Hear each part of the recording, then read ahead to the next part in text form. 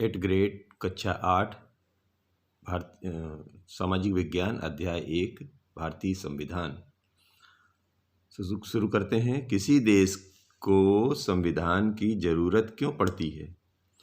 तो जी इसका आंसर इस तरह लिखना है कि किसी देश को संविधान की ज़रूरत इसलिए पड़ती है क्योंकि संविधान नियमों का एक ऐसा समूह होता है जिसको देश के सभी लोग अपने देश को चलाने की पद्धति के रूप में अपना सकते हैं। इसके जरिए वे न केवल यह तय करते हैं कि सरकार किस तरह की होगी, बल्कि उन आदर्शों पर भी एक साझी समझ विकसित करते हैं जिनकी हमेशा पूरे देश में रक्षा की जानी चाहिए। इसका दूसरा प्रश्न ये है कि नेपाल में राजतंत्र कब खत्म हुआ?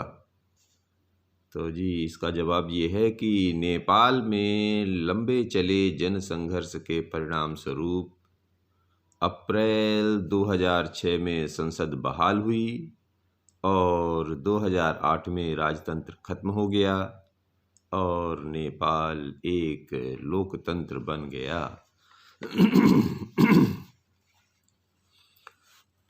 इसका अगला प्रश्न ये है कि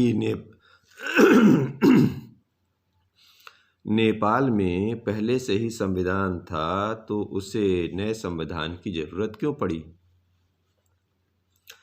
इसका कारण यह था कि कुछ समय पहले तक वहाँ राजतंत्र था जिसमें राजा सर्वोपरि होता था।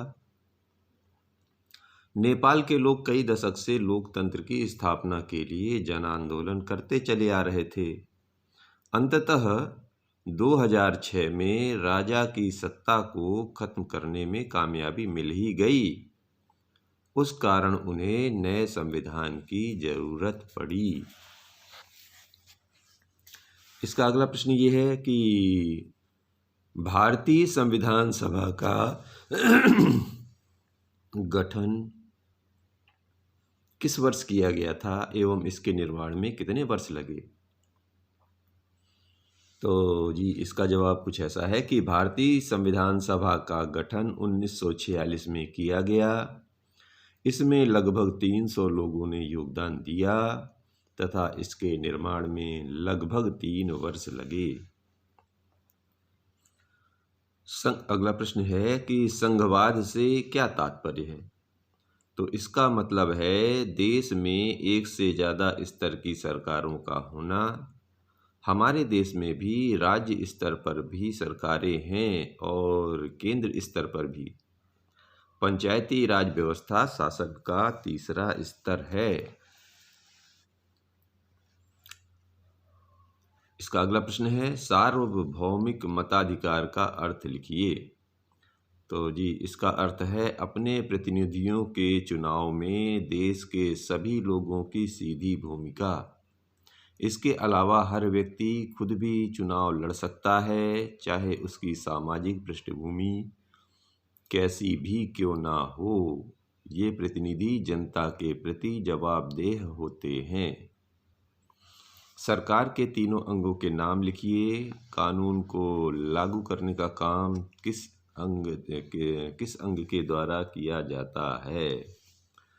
तो जी इसका जवाब ये है कि संविधान के अनुसार सरकार के 3 अंग हैं, विधायिका, कार्यपालिका और न्यायपालिका। तो कानून को लागू करने का काम कार्यपालिका द्वारा किया जाता है। इसका अगला प्रश्न लेते हैं कि संविधान की अंतरात्मा किसे कहा जाता है? तो मौलिक अधिकार देश के सभी नागरिकों को राज्य की सत्ता के मनमाने और निरंकुश इस्तेमाल से बचाते हैं। इसलिए मौलिक अधिकारों वाला खंड भारतीय संविधान की अंतरात्मा कहलाता है। अगला प्रश्न है इसका कि भारतीय संविधान में नीति निर्देशक तत्वों का खंड क्यों जोड़ा गया है? तो जी भारतीय संविधान में संविधान सभा के सदस्यों ने यह खंड इसलिए जोड़ा था ताकि और ज़्यादा सामाजिक व आर्थिक सुधार लाए जा सकें। वे चाहते थे कि स्वतंत्र भारतीय राज्य जनता की गरीबी दूर करने वाले कानून और नीतियां बनाते हुए इन सिद्धांतों को मार्गदर्शक के रूप में हमेशा अपने सामने रखें, इसलिए जोड़ा गया था। अगला प्रश्न लेते हैं। हमारे मौलिक अधिकार कितने हैं? उनके नाम लिखिए एवं किन्हीं 2 मौलिक अधिकारों का वर्णन कीजिए। तो जी इसका आंसर कुछ इस तरह देना है कि भारतीय संविधान ने 6 मौलिक अधिकार दिए हैं। समानता का अधिकार, कानून की नज़र में सभी लोग समान हैं। इसका मतलब है कि सभी लोगों को देश का कानून बराबर सुरक्षा प्रदान करेगा। दूसरा है स्वतंत्रता का अधिकार।